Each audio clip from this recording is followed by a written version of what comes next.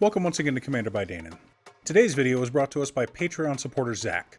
Huge thanks to Zack and all the rest of my Patreon supporters. Zack reached out and requested a deck led by Scion of the Dragon with a budget of about $500. He wanted a solid base that he could then upgrade, and I think you'll like the path we took. But before we get started, I'd like to quickly ask you to like and subscribe. It really does help the channel, and it's free. With that out of the way, let's get into the video.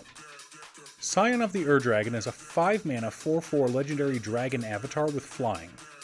Additionally, we may pay 2 mana and search our library for a dragon and put it into our graveyard.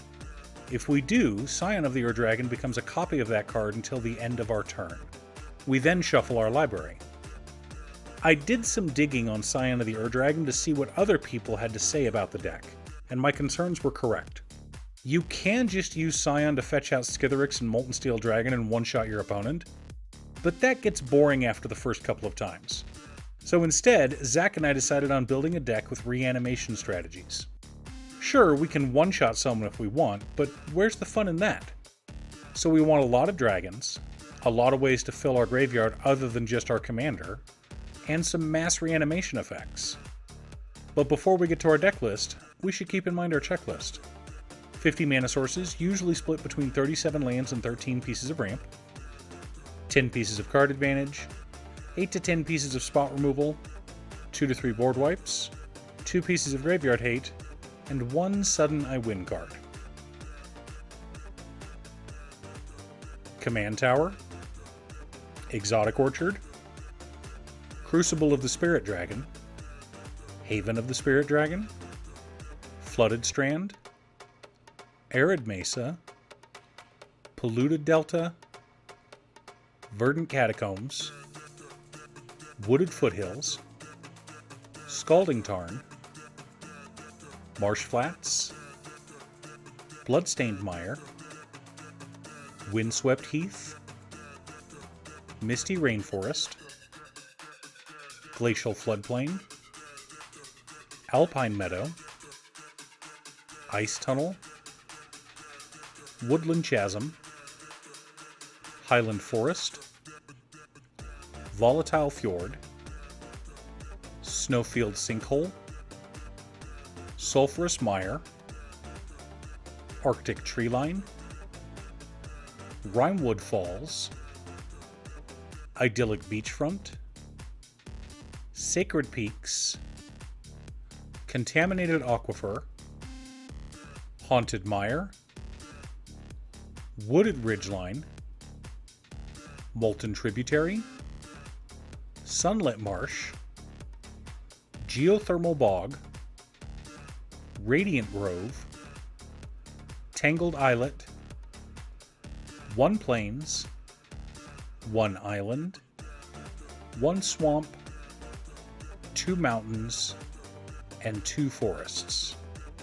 I wanted all 10 fetch lands in the deck, and as time goes by, Zack can replace the snow duels and the typed common duels with shocks and triomes. But why did I go for fetch lands instead of triomes in the initial build? Good question, viewer. The answer will come in the next section. Azusa Lost But Seeking, Dryad of the Elysian Grove, Exploration, and Burgeoning all let us play multiple lands per turn, while Crucible of Worlds, Conduit of Worlds, and Ramanap Excavator let us play lands from the graveyard. The combined ability of playing lands from our graveyard with the ability to play multiple lands per turn is extremely powerful, but not exactly budget friendly.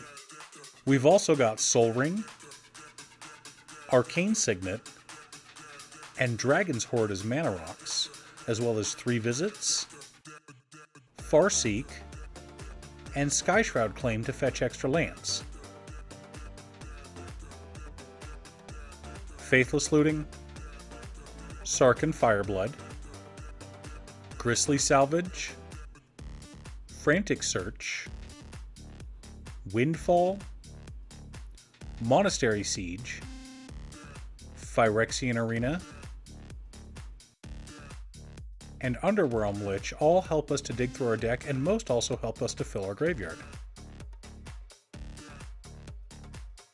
Ancient Grudge, Assassin's Trophy, Ashiok Dream Render, Return to Nature, Abrade, Rakdos Charm, Boros Charm, Heroic Intervention, Negate,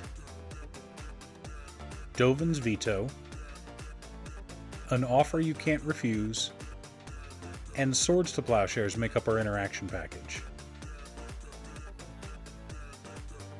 Crux of Fate, and Blasphemous Act.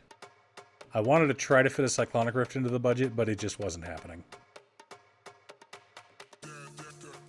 Reanimate, Living Death, Haunted Voyage, Animate Dead, and the combo of Necroduality and Bladewing the Risen make up our reanimation package.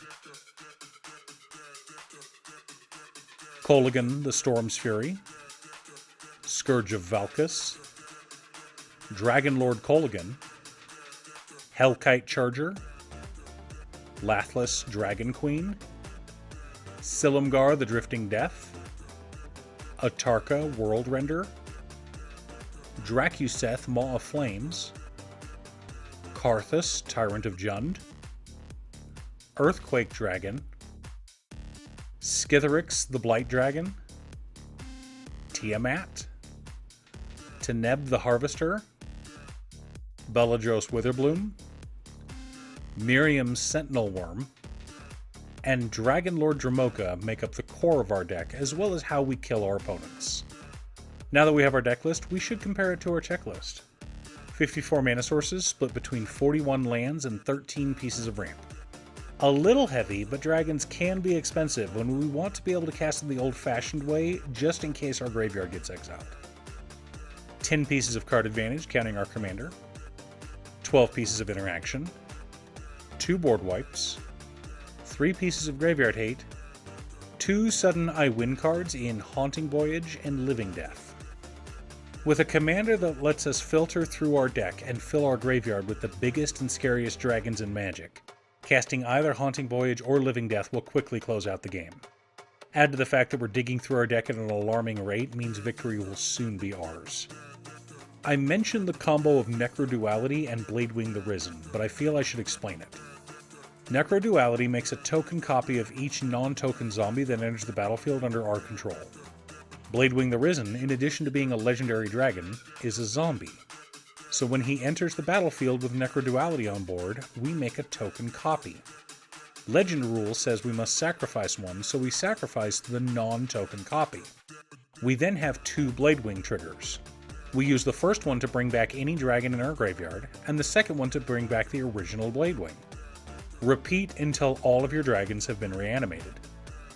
As far as upgrades go, I've already mentioned Cyclonic Rift, as well as a full suite of Shocks and Triomes. But I'd also recommend adding Teferi's Protection, Demonic Tutor, Rhystic Study, as well as some scary dragons such as Terror of the Peaks, the Dragon, and Old Gnawbone. Do you have a Scion of the Dragon deck? Is it a combo deck or a value deck? What's your secret deck tech? Leave a comment below. Thanks for tuning in. Once again, a huge shout out to my editor Cute Stuff. I couldn't make these videos without her. If you'd like to hire her to edit your own videos, there's a link to her Fiverr page below. If you're looking for ways to support the channel directly, you can head on over to patreon.com/Danon. One of the tiers is specifically set up for Commander. For only $25, I will build you a custom Commander deck based around your specifications, and even do a deck video on it. I also wanted to give a quick shout out to all of my patrons: Waffles, Jiraiya, Muffins, Marcus, Phoenix of Ice, Squishy, Brett, Roxy, Brian, Josh, Sean, and Zack. You guys are awesome. I post new Commander deck videos often, so be sure to subscribe and ring the bell to be notified of new videos.